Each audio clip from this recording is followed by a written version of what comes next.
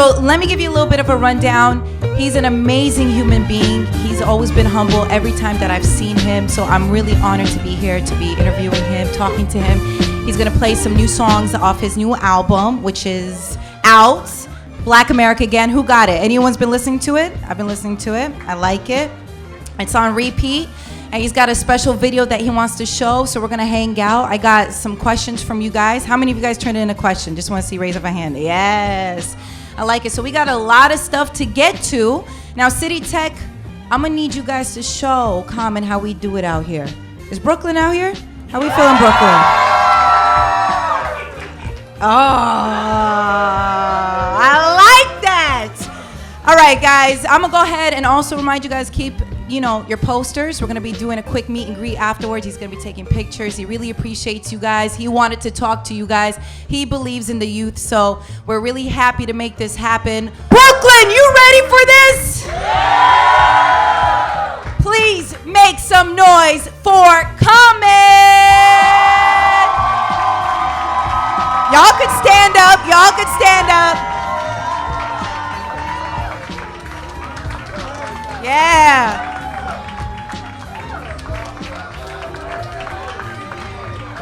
That's love right there. Brooklyn, you here? Let me hear you guys. Brooklyn. Now, Common, is it true that you used to work out in a gym in Brooklyn? We heard this little. Yeah, I mean, I have an apartment over here, not too far from here in Brooklyn. When I first moved from Chicago, I moved right over by Flatbush and Prospect Place. So I love this place. I love Brooklyn, BK. I love New York, but I love Brooklyn. Like, it's one of the only places that when I was moving from Chicago, I was like, man, I can live here, Yeah. So I moved directly here. Everyone's so happy that you were able to make it. And we also know that you wanted to talk to the people, which is something that we value so much, Common. It is so rare that artists care to go out into the community and actually talk to the people. And, really quick before we get into Common's video, how many of y'all are voting? Common, why is it so important right now to vote?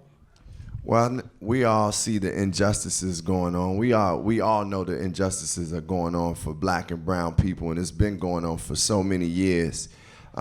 If we don't vote right now, then we continuing to support those injustices because like the policy makers and the politicians are the people that really actually represent us. So as they represent us, we have to identify the ones that's going to best represent us. Now, none of the politicians are going to be perfect because we are not even perfect human beings, and they are politicians. But we have to identify the ones that are closest to us so that when we think about the things that are happening on a state, local, and federal level that's opposed to what we know equality to be, what we know justice to be, if we think about the things that are happening and we don't vote, then we're just supporting those things. So right now is our time, it's your time to go out there and really be a part of the change. It don't stop with just with the protests. It don't stop with just the Instagram and the tweets and the messages and that. We gotta be active on each level, from a grassroots level of doing what we need to do in our own communities to appointing and finding out politicians that are going to represent our voice. So go and vote. Now, we've heard some feedback. I was actually looking up on a poll, and they were just talking about how the younger folks really aren't motivated to vote because they don't like any of the candidates. Right. But, it's really important that you're voting for literally policies that directly affect you. And we're talking about state policies, local policies. This is why it is so important for you guys to vote. Do your research, understand what the policies are around you.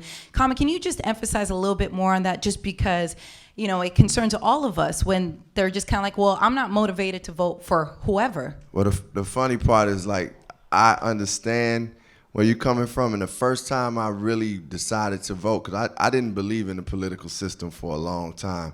And I still obviously know the system needs some changing. We all acknowledge that and understand that. And that's why part of the reason is we got to go out there and say something about it and do something about it and hold these politicians accountable. But the first time I decided to vote was when George Bush was running. I was like, there's no way I can call myself saying I'm for the people and I don't vote against Bush. I have to vote against Bush, just even though I didn't even know a lot about the other candidate who was Kerry. I knew, he seemed better to me than George Bush. And I felt like if I allow George Bush to get in office, which he did, if I say I didn't make an effort, then I really am looking at the situation of people that's doing bad out there and really not helping it. And that's why I decided. And right now, we got somebody that's worse than Bush running. And it's like, just, I mean, it's one that we know for sure is worse than Bush. It's like the worst I've ever seen in my life, So with that being said, it's just important that you say, look, I can't allow this to happen, because if that type of person gets into office, we don't know what type of hell he's gonna put on the people that on us. What type of hell? And we can do everything we can, and we will continue to do everything we can. But those are the ones making the policies and the way we live. And along with that is like, it takes us, and I'm learning too, to get politically educated when it comes to our state level and local levels, because you're not only voting just federal, you're voting for certain judges, and you're voting for, Supreme Court, people, like you voting for them. So it's like, we gotta do it. We gotta do it. Y'all gotta do it. Like, I already voted point blank. I early voted in Chicago, and because I wasn't gonna be there on November 8th. So I'm already there with y'all. Let's do it, y'all. Come on. Yes. So, Common, you have this amazing video that we're going to all watch together. Give us a little background on why you put this whole video together. And I heard it's about 15 minutes long. So before we started, can you just give us a little quick idea of what this is about? Yeah.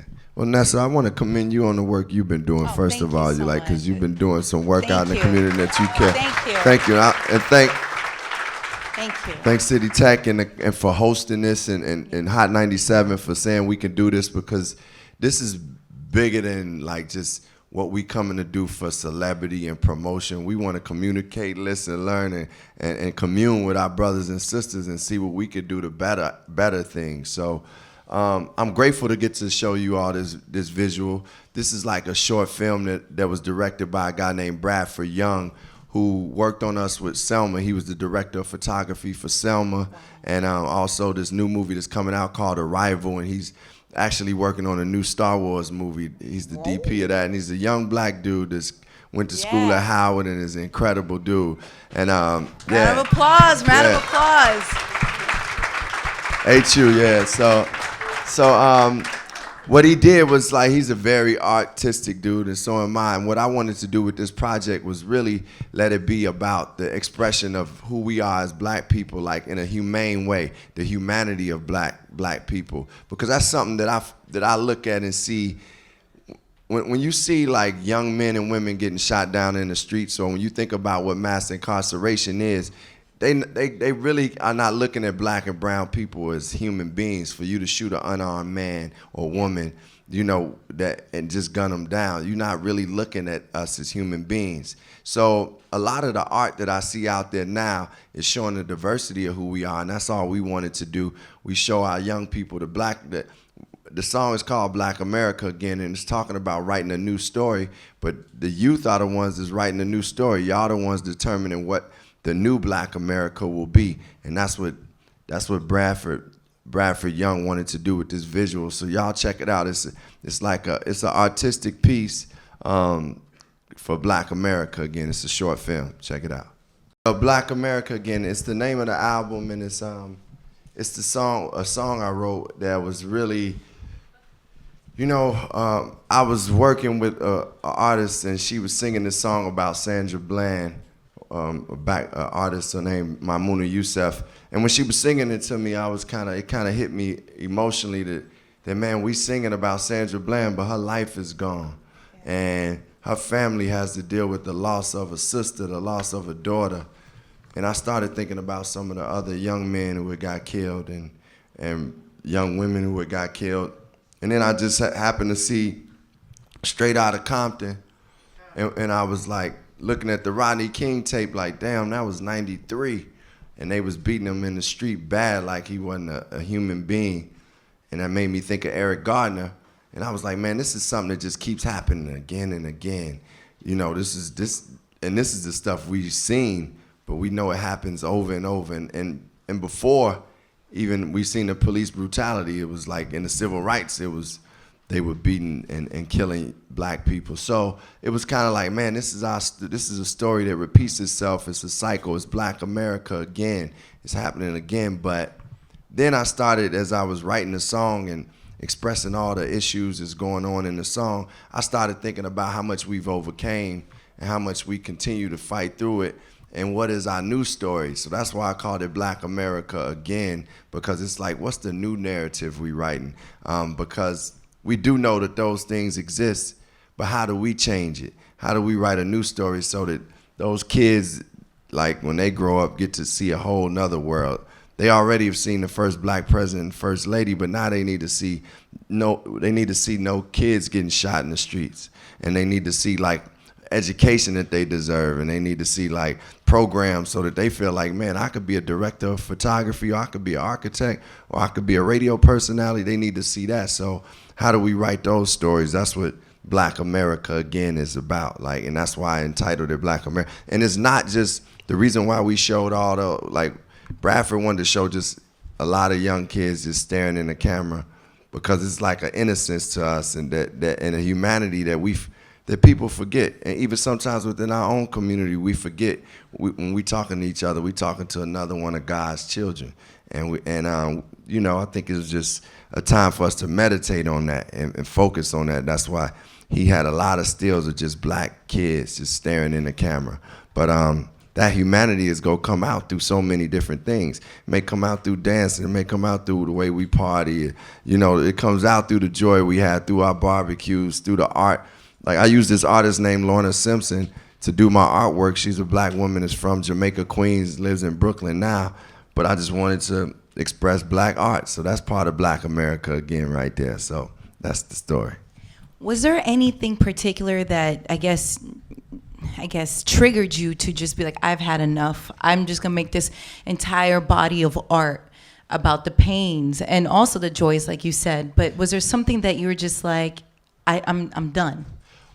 I think, well, honestly, me being a part of Selma, the movie, and just getting that experience was like, I'd already been doing things in Chicago, and like when I, you know, going around to different parts of the country, just, you know, being a part of programs and things. But when I was a part of Selma, I realized how much the people of the civil rights movement and some of the people I looked up to worked every day towards the change. Like every day they were somewhere strategizing and thinking about how do we change these things. And it made me want to do more. That was it. I said, I got to do more. But then, you know, Michael Brown got killed right after that. And that was, you know, I don't know, for some reason that struck me as the one that I was like. And then on top of that, because I care about black life, I care about life. On top of that, in my city, it's like in Chicago, it's just people being killed over and over. So I was caring about things from all the perspectives. And, you know, that's what triggered a lot of this. But this project is, like you said, Nessa, it's not only about the protests or the injustices. That's part of it, but part of it is just, I got a song called Red Wine, just enjoying yourself, you know, like, you know, and love is a part of who we are too. So, you know, I think it's the spectrum and the vastness of who we are as black and brown people, really. I love A Bigger Picture Called Free. Oh, you like it that? When you listen to it, it takes you to another place. Yeah. And you really feel free. And the body of work is not just the pains, but it's also enjoying the moment, the time, the love, the energy. And I think that's important right now. You could also feel a bit jazzed to it. It's just, it's a, you know, it's nice. It's different. Yeah. You know what I mean? How have other people been receiving it? Well, a lot of people, today, you know, with it just coming out, a lot of people have been really responding well, saying, you know, naming the songs they love and talking about how they bought the album, and this has like been a refreshment for them. You know, as far as just hearing some music, and I gotta say it has been some artists out there contributing, you know, music to the movement in a way, but they, you know, they felt refreshed hearing this coming from me. They know the sincerity in it, and they also feel the innovation in it. Because it's not, one thing I gotta say, no matter how much protest you got in your music or how much, rebellion or revolution, it still gotta be good. It still has to be like something that people wanna digest, and you gotta put it in a fresh way, no matter what you're doing. So people been responding good, man. I'm excited. Like, this has been the most inspired I've been about an album project in a while. I was gonna ask, like, does this feel different than your past projects? Yeah, it does, because like, we know we're in a critical time. Sometimes when I was rapping like about the people and like talking about things, some people like, all right, we cool. That conscious stuff ain't we? Go ahead, Common, go over there with that conscious stuff. But now people are more like, oh yeah, woke. That's it. People are more woke, and people are seeing it, so they like, man, I need to be awakened. I need to be a part of this, and I need to be a part of the conversation. And it's okay though, because I don't feel like, even as I was doing it when people weren't like as much on that, it's okay, because if you reach 10 people, that's something. If you reach 5 people, that's something. And I wasn't doing it just like, oh, I need to be Mr. Popular. I was doing it because I felt like that's one of my contributions to the world, is to do that. That's one of my duties. So, and I'm glad that the movement now is, and it's popular, or it's becoming more popular to be, conscious and awake, because none of us know everything anyway. So we all can learn from each other, and that means the more conscious you become, the more conscious I'm gonna become, because you're gonna say something that's gonna make me be like, oh, all right, I can do better. I can get better in this. So. Yeah. This question is from Damani Clay. Given today's climate and rise of social injustice, do you think conscious rap can gain commercial success? Yeah, I do believe conscious rap can gain commercial success. I do. When you look at it, I mean, some of the big artists out there have used their platform for consciousness. Like, we've seen Kendrick Lamar do it, and even with Chance the Rapper, like with him saying he's registering people to vote at his concerts. Like that's using your platform. And obviously when Beyonce took it upon herself to like be like, look, I'm coming through with the Black Panther look, it just says something, embracing black women. That in itself, man, like, to me, it's like you got to do your part from your heart. If you're not there yet, it's okay. Like you'll get there whenever the time permits you to do it. But if you feel it in your heart, do it, express it. Don't wait to like be like, oh well, I'm gonna wait till I get big, become a big artist to do it. No, man, it's conscious rappers and conscious artists are being celebrated now because the world needs it. This next question is from Maya. Who would you consider this civil rights? Hi, Maya. Who would you consider this civil rights leader, or this century's civil rights leader? Well, I think in a crazy but beautiful way, the leader is the people. Like, it's not one leader. And I think in certain ways that's amazing, because now if one person dies, the movement doesn't really stop. And unfortunately, obviously we've seen like how tough situations can be when leaders do get assassinated during movements. So the fact that the leaders are the people is honestly the way it should be, because that means at a certain point, each individual that's coming to the table is a leader within themselves, but they also know how to work together. So if we have that type of leadership, then that means you have the minds of some of the greatest people sitting down building and changing the world. So I think our leader of today is the people. Yeah. The people. Amber wanted to ask you, how does the minority community non-violently combat social injustices done to us? Great question. I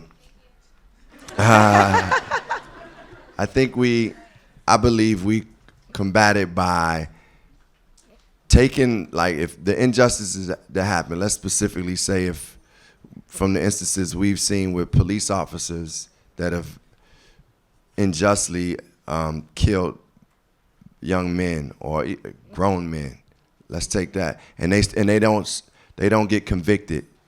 Well, at that point, we got to figure out who within that structure is responsible for that. And when you identify those things, that's when the protest comes. The protest needs to be for like, we are getting this person out of office. And if we don't have the direct connect to vote this person out of office, we're gonna find out who's our person that's running in this area that's going to help to work to get that person out of office. So it's identifying like legal things that we can do, because we can't go out and just start like shooting. That's not the answer to anything.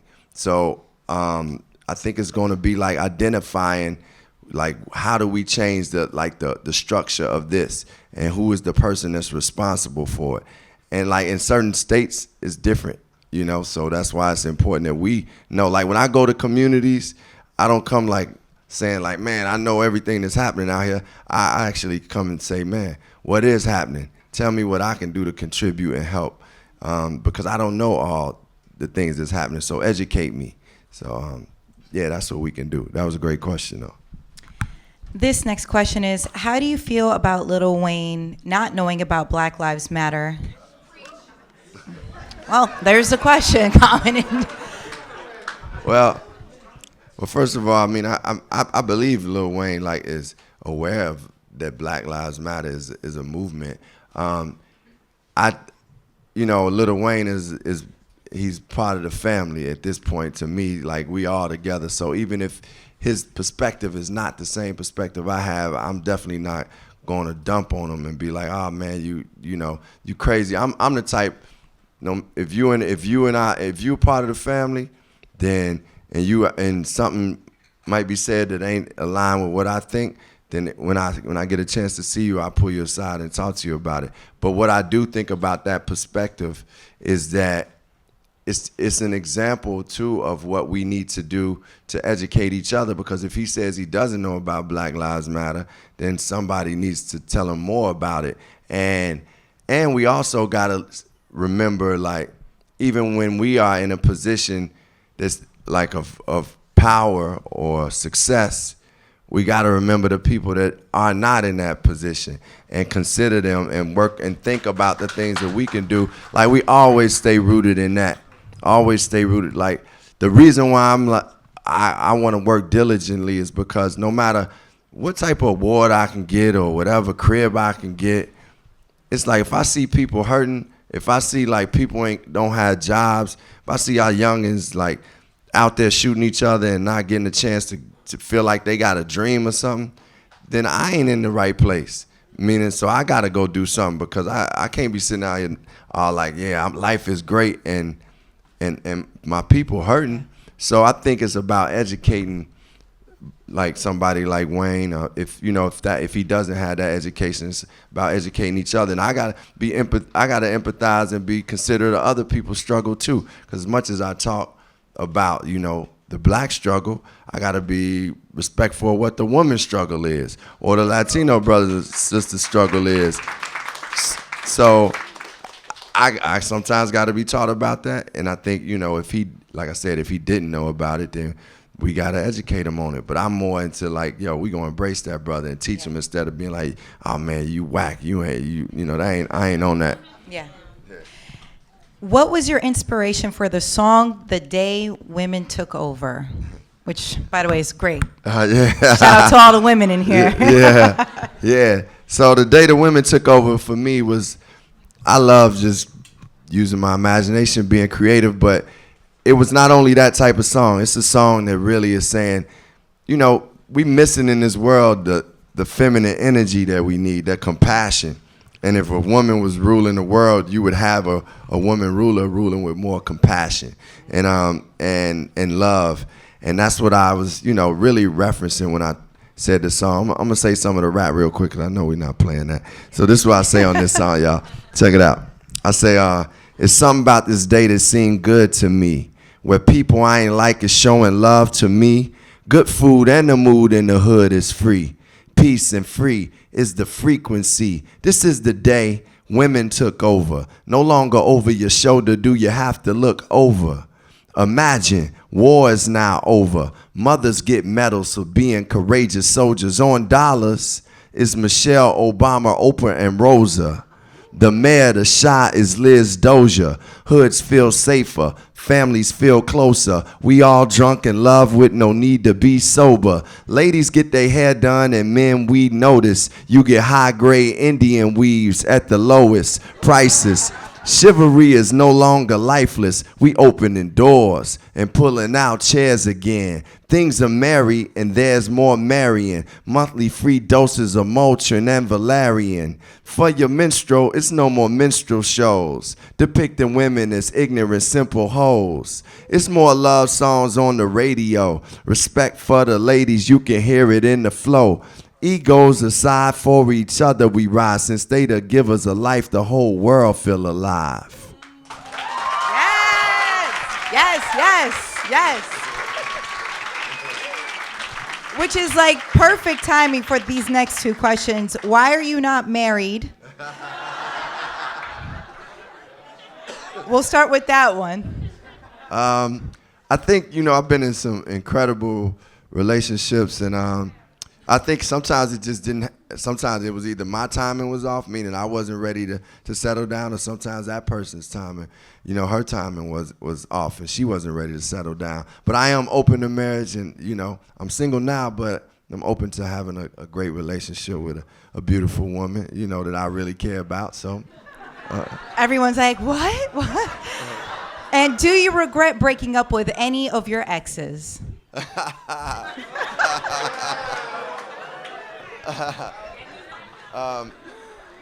Look, I'll say this. It's times I've looked at some of my exes and been like, damn, she look good. And she, might need to go back. But overall, I feel like I kind of just feel like each relationship I had, I learned from. And if it ever was meant for me to go back, then I probably would feel that and go back there, or we would meet again, or it may happen. But nothing has driven me back to my exes to the point where I was like, I'm going back. But I definitely still appreciate some of their beauty out there. All right, so we want to go ahead and play a song off the album, whatever you want, because we got all the songs ready for you. Okay. Let's play Pyramids off there. Let's play Pyramids. It's number 8. Now, before you play that, Juanito, can you set it up for us? What was going through your mind when you made this song? Well, Pyramids, I'm really rhyming. I'm just like, I love hip-hop culture. Hip-hop culture has gave me so much, and I love it. So I never forget that I'm an MC, no matter what. I can go out and do a lot of different things, but I'm still an MC. So when I got this music, I was just like, I got an MC on this, and we sampled Old Dirty Bastard on it, which kind of kept it in a hip hop space, yeah.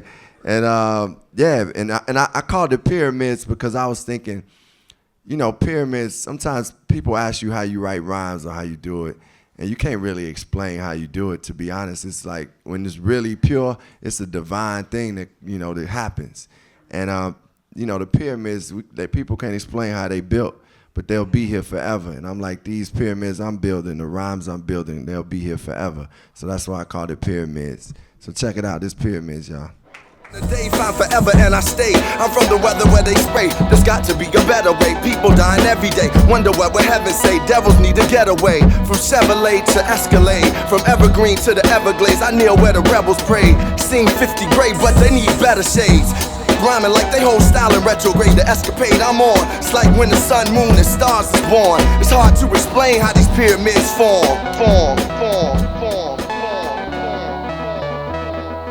Tell them that I got bubbles off the spot. MCs, I'll be burning hot.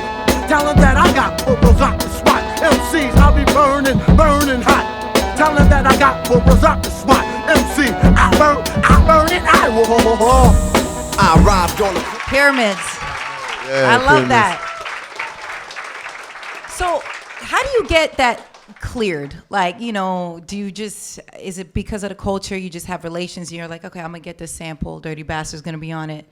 How does this work? Yeah, well, you have when you sample any artist, whether it's an older artist or somebody, you know, from the hip hop culture, you have a sample clearance representative that goes and approaches that person, whomever that person may be, or group, or whoever owns the publishing, and they talk to them and say, like, hey, can we get this cleared? And most of the time it's pretty easy overall. You know, they're gonna ask for their money, you pay them their money, and you good. Yeah. But you know, sometimes you gotta go through some things where people like, nah, we may not clear it, and you try to make that call and use your name, and they still be like, nah, we not clearing it. But and sometimes you're able to sweet talk them. So it just depends. But overall, you get most of the samples cleared, and especially coming out of hip hop, because we understand it.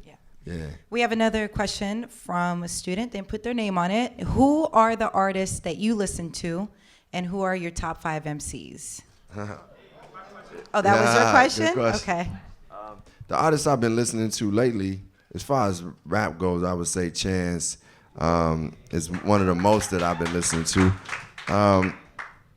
Who else? I still love what Ye does, for sure. Yeah, and Kendrick is dope to me. Yeah, I listen to them. And I think my top 5 MCs, it would be Biggie, Nas. I'm just going on the top 5 that I know, you know, like, meaning I know it's the top 5. Jay-Z. I'm going with Rakim. I don't know if y'all. And me.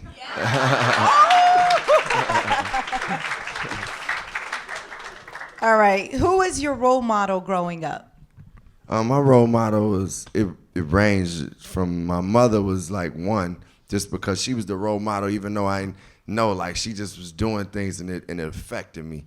You know, that's why I always, you know, always appreciate your mother, if, you know, like, no matter what, man. I'm telling you, because I know, like, a lot of the reason that I'm doing the things I'm doing is because my mother, like, worked hard to make sure that I had a chance to do something. And also really loves Muhammad Ali. He was like, he was definitely one of my favorite people. And when I got a chance to go to his memorial, and it was like, Muhammad Ali, I felt like, man, this is what the world is supposed to be. Because at his memorial, it was like, it was Jewish people, black people, like Muslims, like Native Americans, literally everybody representing that. Like, it was a Baptist minister that spoke. It was a Muslim, like, memorial. And it was the Jewish brother came up and spoke, and the Native brothers did a ritual to him. And it was like, you know, it just was people from all walks of life, from Bill Clinton to Spike Lee to, you know, man, everybody respected Muhammad Ali. It was women and men, and it reminded me that I don't even know if I've seen a Muhammad Ali fight, to be honest. But he was one of my favorites just because he just represented something bigger than the sport, bigger than him. And I think, man, he just had the heart of the greatest. And I maybe seen one when I was a kid, one or two. But it was him just going in saying, man, I'm the greatest. I'm black. I'm beautiful. What he represented to so many people at that time, it just always made me be like, I want to be like him, man. Yeah, that just gave me goosebumps right now hearing that. It's beautiful. Now we have another song, whatever you want to pick, that we can play right now. Let's play. I'm gonna play Unfamiliar. This song called Unfamiliar. It's number 10 on there. I guess, yeah, number 10 on this, featuring a girl named PJ. So check it out. This is Unfamiliar. It's a love song, but I made sure I kept the raps up to par. Cause sometimes you can do a love song and just be like lovey-dovey, and you know. But I kind of approached this like the way Rakim would approach a love song. Like, he did love songs, and they, you know, his raps never toned down. They still was just good raps. So this is Unfamiliar, featuring PJ. What you doing to my heart is unfamiliar. I try to keep it out my head, it's not as simple to me. And what you doing to my heart is unfamiliar, but I could get used to it. I could get used to it. I could get why don't I take the time to let it go, my baby doll? Why don't I take the time to get you anything you want? Cause what you're doing to my heart is unfamiliar. But I could get Unfamiliar. Thank you, Juanito. So, do any of your ex-boos hear these lovey songs and be like, was that about me? Oh yeah, they definitely. Most of them think it's about them, you know. Nah, but they definitely, you know. Sometimes they like, I know you wrote that song for me, and I'd be like, nah, I didn't. But you know, obviously when you write songs, you know, when you write songs, for me, it's like some of it is experience, some of it is imagination, you know. But you got to have some of these experiences to even be able to talk about it. So I think each relationship, you in a love song, for me, you probably go get a piece of some relationship I've been in, because that's how I can talk about what love is. Yeah. Next student question is, what is your opinion on the massive police attacks? Well, I think first and foremost, we need to know that these police attacks, well, we obviously know that this is crazy, is wrong, that the police structure overall probably needs to be like redone, where people that are taking on the uniform or putting on a uniform have a training process that's either not only more thorough, but just has all type of dimensions to it, whether it's psychological, just the training process longer. They may need to be vetted from where they come from, and so that we can see if they do have any type of connection to the community, because that's important. If you care about a community, you're not gonna be quick to shoot.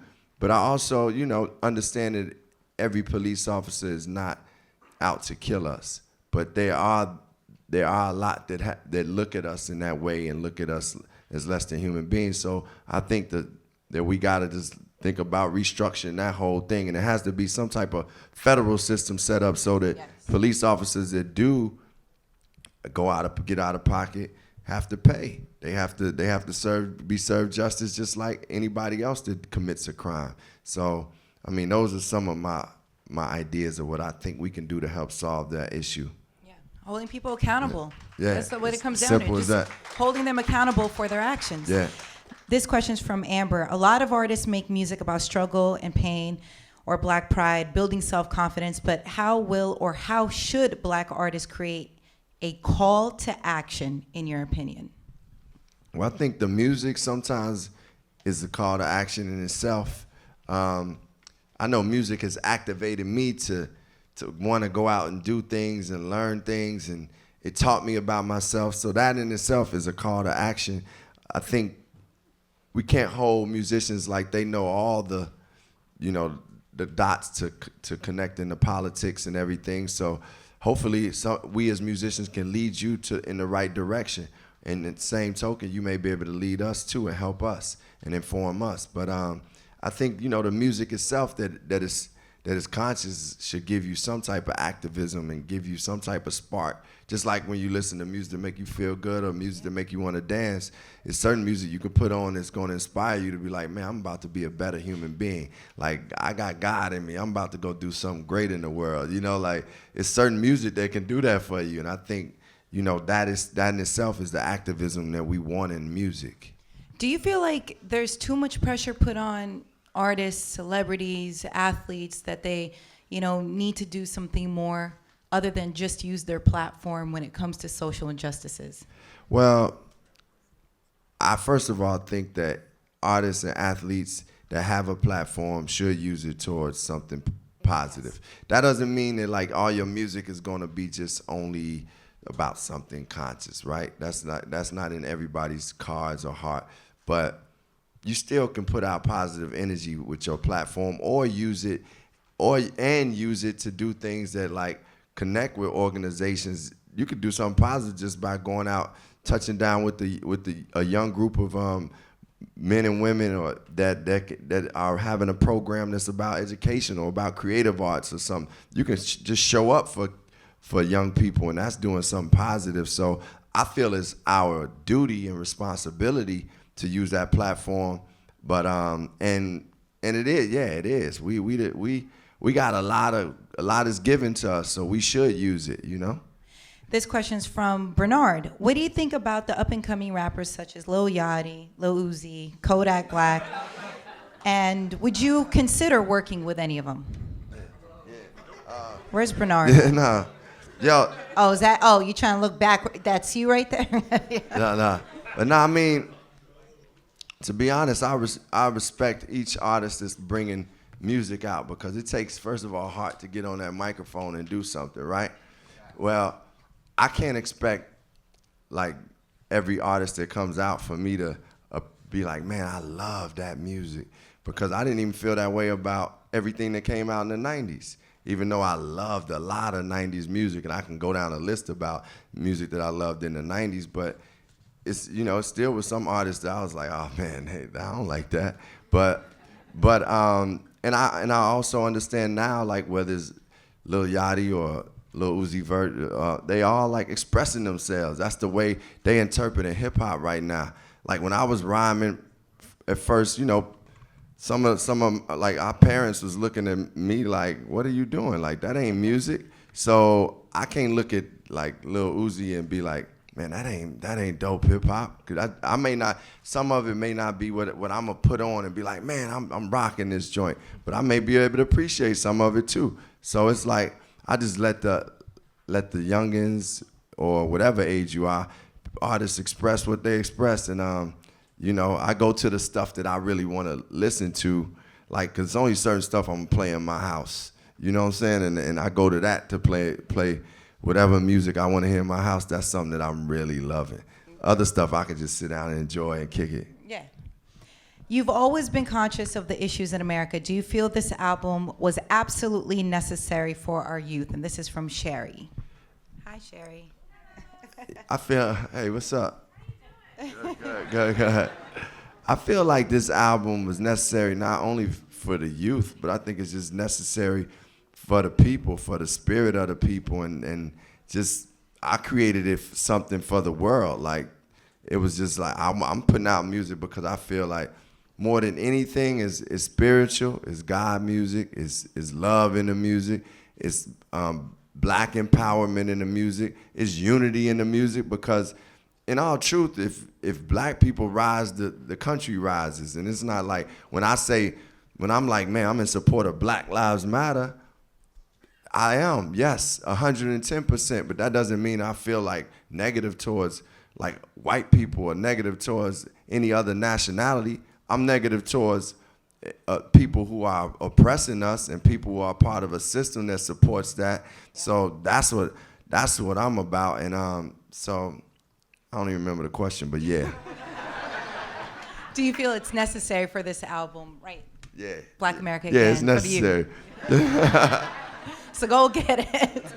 All right, let's play one more song. Got a couple more questions for you, but let's play another one for the people. All right, okay, I'll play this one. This one for the people, because this, look, check it out. This song is from this movie called 13th. Which is great, by the way. Watch it, Netflix. It's amazing. Amazing.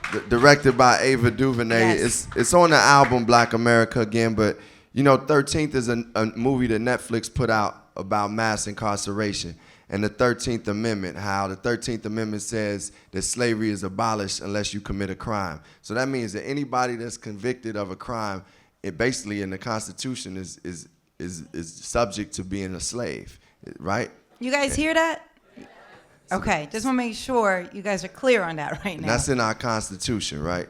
That basically the 13th Amendment says that. So this film, and not only this film, but in reality, they went from slavery, and then once that was abolished, they found a new way to keep us as second-class citizens, which was Jim Crow. Yep. And once they no longer could use the word nigger and say those things, and couldn't have colored bathrooms, and they found a new way, and that was criminal, to put that whole law and order and the war on drugs, which is a war on us. Yep. They did that. So mass incarceration is something that we kind of like take it as natural that, yo, I got a homie that was in jail. I'm going to visit my homie, or my uncle in jail, blah, blah, blah. But man, that's part of a plan, a big system. That's the reason why our uncles is in jail. That's the reason why our homies is in jail. That's the reason why some of the violence that's happening in our own neighborhoods is because the father's been removed from the house. So this movie 13th affected me. I'm grateful to be a part of it and have a song on it. But this song is from the album and from the movie. It's called Letter to the Free. So check it out. It's Letter to the Free. It's got Bilal on it. Yeah, it's got Bilal on it. My Shout bad, out y'all. to Bilal. Bilal. It ain't just a building, but a method of having black and brown bodies fill them. We ain't seen as human beings with feelings. Will the U.S. ever be us, Lord willing? For now we know the new Jim Crow. The stop, search, and arrest stop souls. Police and policies patrol philosophies of control. A crew hand taking hold. We let go to free them so we can free us. America's moment to come to Jesus.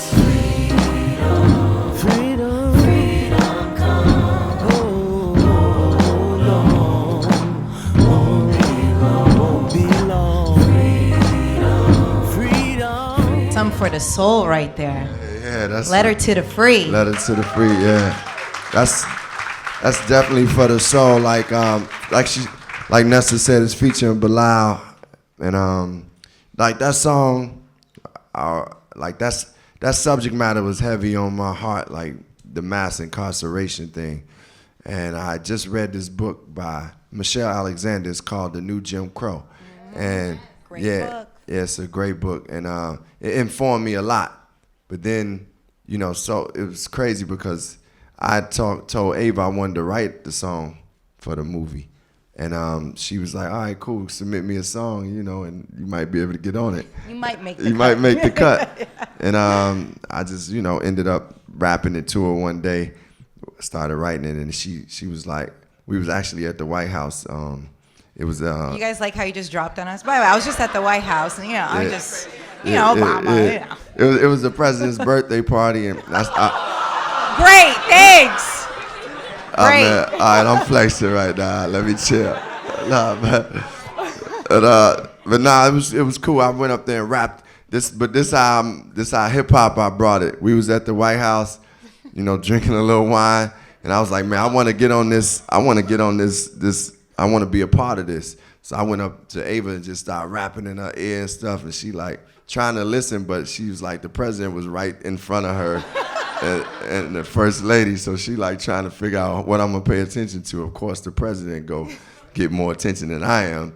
So anyway, she liked it. She liked it enough, whatever I said, to bring the movie to me so I could see it. She sent the movie and said, yo, write something to it, and if it's dope, then I'm gonna use it. And I was like, man, she ended up using it. I was like, thank God, man, I love it. What are you gonna miss about President Obama the most? I'm gonna miss like having a real great human being be the leader of the free world, like a person that cares for basically all human beings, and it being a black person, you kind of can relate so much to what he's doing and relate to him, and he stays in tune with you. You feel like, man, this president knows who I am.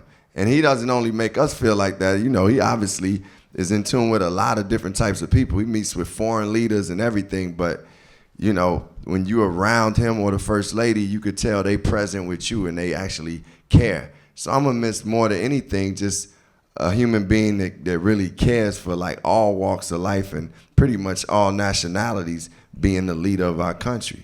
This is why it's important to vote, you guys, please. Yes.